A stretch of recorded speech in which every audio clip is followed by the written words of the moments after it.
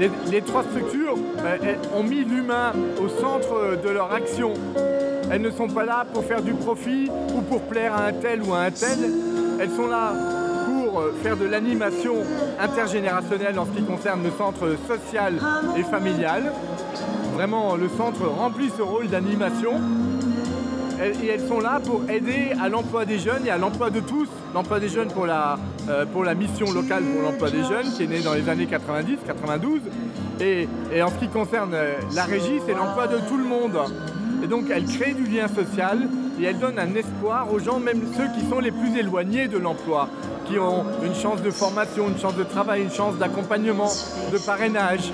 Et ça, c'est indispensable dans un quartier où tous les paramètres sociaux seraient normalement au rouge. Là, c'est pas au rouge, il y a une certaine art de vivre qui est liée à l'existence de ces structures. Donc c'est l'humain d'abord.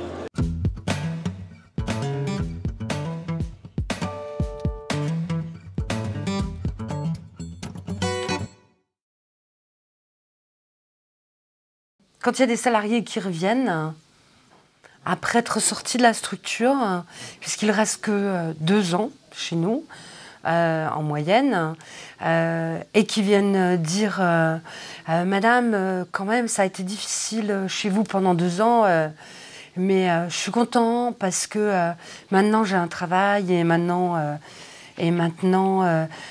j'ai une vie privée et une vie professionnelle qui ressemble à celle de monsieur et madame tout le monde. Ça, c'est des moments qui sont des moments forts. Ouais.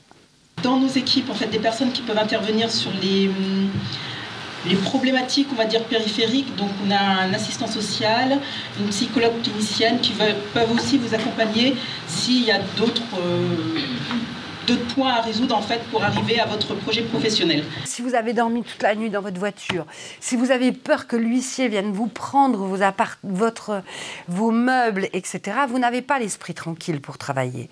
Donc notre travail, c'est dans un premier temps de leur donner cet esprit tranquille pour travailler, donc de planifier les choses, de faire des moratoires pour que les choses se règlent, mais ensuite vraiment ou en parallèle, selon les difficultés qu'il y a, de régler les problèmes professionnels pour que les gens aient un métier en main, mais non seulement qu'ils aient un métier en main, mais qu'ils soient derrière de vrais professionnels dans ce métier, donc qu'ils accèdent au titre ou au diplôme si c'est nécessaire. Ça, c'est la base de notre métier. On ne fait pas autre chose.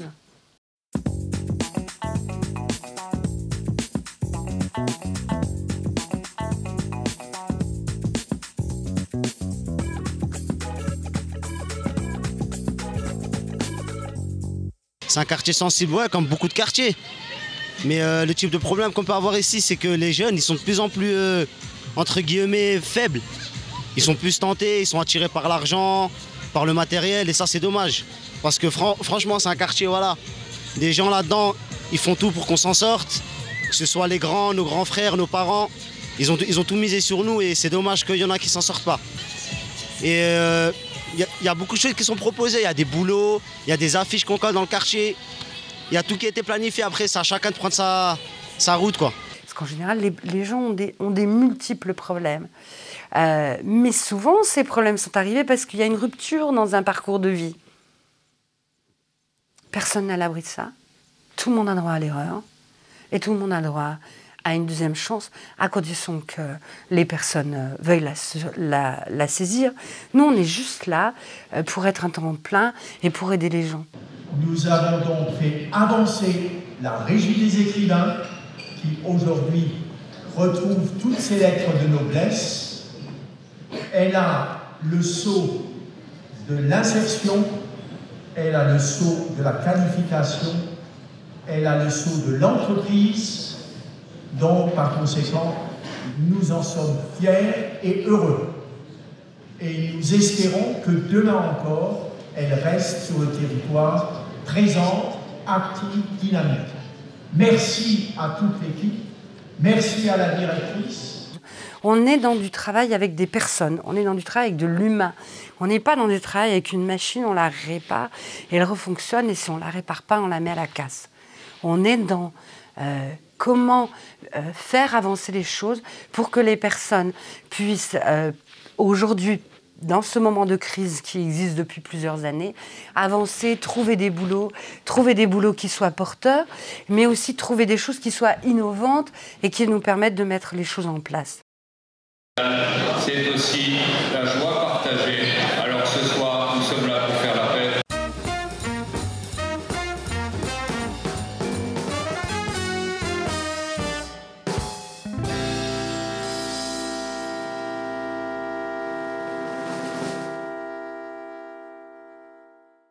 Moi, le meilleur souvenir, c'est vraiment les échanges qu'on peut avoir avec les collègues.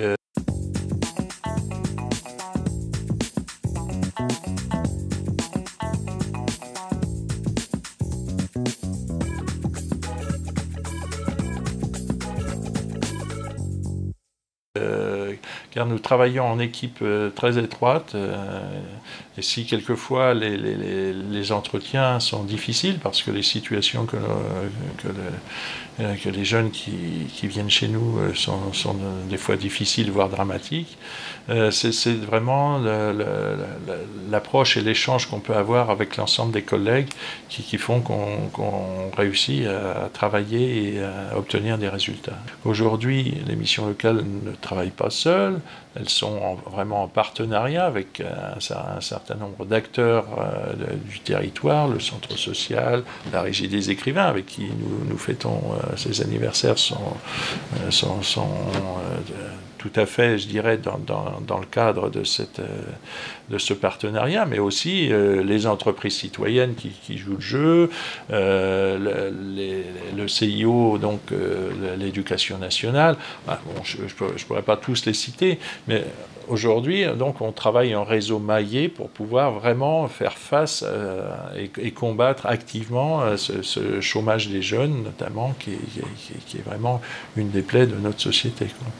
L'esprit de cette mission locale n'a pas changé depuis l'origine, à savoir de pouvoir favoriser l'insertion des jeunes dans la vie sociale et professionnelle, et que lutter contre les inégalités est une partie de notre mission prioritaire. En amont de chaque forum, on permet à une dizaine, quinzaine de jeunes de se préparer avec l'aide d'entreprises dites citoyennes qui justement préparent les jeunes à toutes les questions d'entretien d'embauche, aux questions des TRE, des techniques de recherche d'emploi. On les prépare pour leur donner justement cette chance d'être à un niveau équitable par rapport à un jeune qui a un parcours entre guillemets plus linéaire et qui a eu peut-être un peu plus de chance. Nous, ce qu'on veut, c'est effectivement mettre en place le plus de possibilités pour que les jeunes puissent réussir. On n'est pas dans l'assistanat, on est dans l'accompagnement, et l'accompagnement, c'est une démarche conjointe de deux personnes qui marchent côte à côte, et il y a une personne qui va guider l'autre, mais en aucun cas qui va faire à la place de l'autre.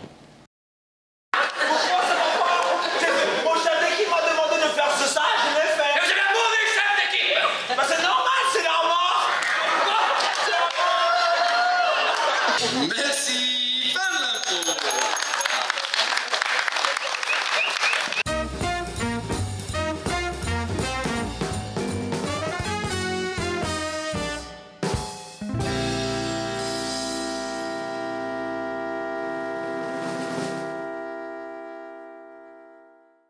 Il y a 248 ménages, familles monoparentales, essentiellement des femmes avec enfants. Donc tout ça, il faut faire de la cohérence sociale, apporter une assistance, etc.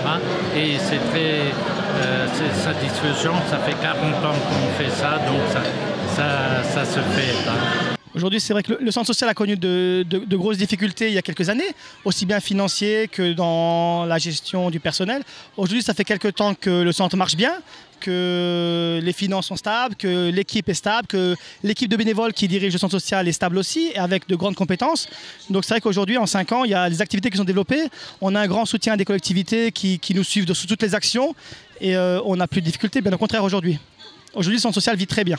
Le président Buschmann le rappelait à l'instant, le centre a connu des vicissitudes il y a longtemps, et depuis plusieurs années, cette association se porte on ne peut mieux. Et elle fourmille d'innovation, elle est véritablement le cœur vivant du quartier des écrivains et pour l'ensemble des villes du secteur, le centre fait un excellent travail. Les meilleurs souvenirs, forcément, quand on fait de l'aide aux devoirs, c'est d'avoir des réussites.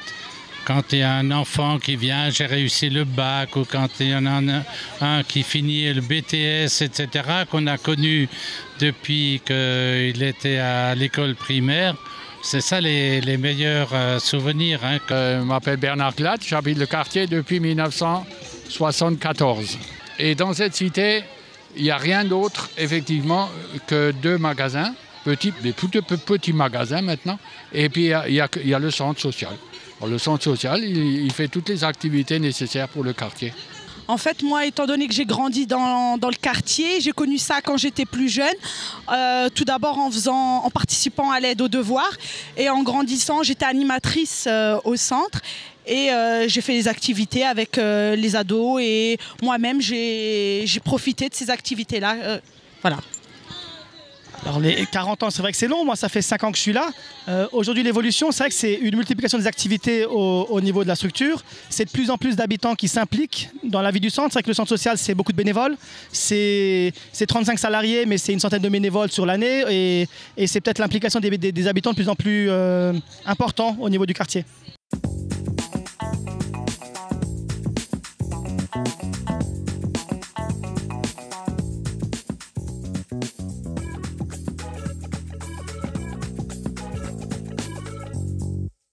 Je trouve qu'ils franchement, ils font des choses pas mal et c'est intéressant.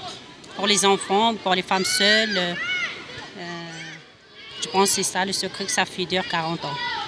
Déjà, nous, au centre ici, on organise beaucoup de choses justement pour aider les jeunes à s'en sortir. On leur propose de venir tous les matins pour le lundi matin faire des CV. On les aide à faire des CV, les imprimer. Voilà, on les corrige, on les oriente vers des patrons. Après, ceux qui vont s'en sortir, c'est un choix. Il y en a qui sont beaucoup plus faibles que d'autres, comme je disais avant. Et le centre, franchement, je trouve que vraiment, il est là justement pour ces jeunes-là qui sont en réelle faiblesse. Je pense déjà que pour que ça marche, il faut qu'il y ait une bonne organisation. Et s'il y a une bonne organisation, c'est la clé de la réussite, en fait. Donc après, tout le reste suit. Un modèle, ouais, dans le sens où j'ai pas fait de conneries.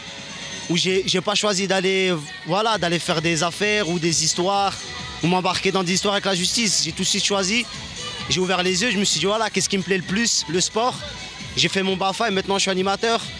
Et franchement, ça me plaît bien, c'est un bon boulot. Donc voilà, on aide les gens, je dirais presque à vivre de façon sans trop souffrir de la crise, de continuer à vivre et essayer qu'ils soient heureux quand même.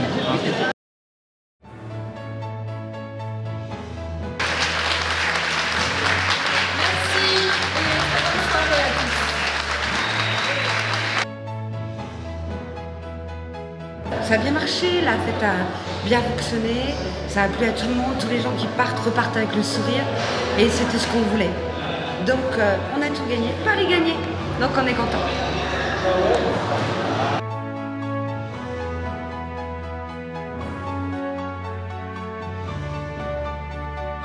Je pense que les sommes investies, même si elles sont peut-être pas assez importantes, qu'il faudrait donner davantage, mais les sommes investies, de toute façon, c'est dans l'avenir, vous verrez, ça porte ses fruits. Oui, ces 3 structures que nous fêtons, si on ajoutait, ça fait 90 ans d'activité dans le social sur notre faubourg nord de Strasbourg.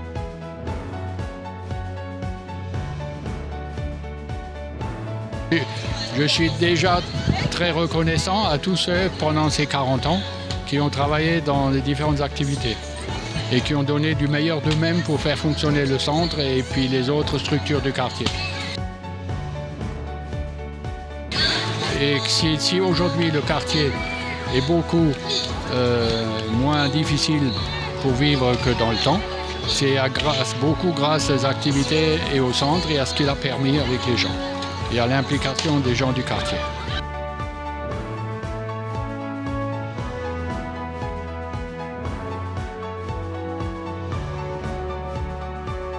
nous ont aidés à grandir et à avoir des bons souvenirs.